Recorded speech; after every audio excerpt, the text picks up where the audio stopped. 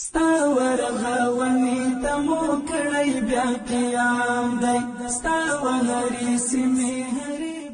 کار نصب و رنگامیزی قطارهای گلدان سرک کمپنی از پل میرویس میدان کوتی سنگی با استقامت چوک کمپنی در مربوطات ناحیه پنجم از سوی شرولی کابل به همکاری سکتور خصوصی آغاز شد. رفیع الله احمدزی معاون ناحیه پنجم گفت که این کار به منظور حفاظت از سرسبزی گلدان این سرک، نظم بهتر شهری در خصوص جریان ترافیک و ایجاد زیبایی شهری روی دست گرفته شده است. و افزود که این نقطه مهم شهر به شکل اساسی و معیاری مطابق دیزاین طراحی شده زیباسازی و بهسازی خواهد شد. گلدان‌های وسطی این سرک با طول مجموعی حدود 5 کیلومتر قطارنشانی و رنگامیزی می شود.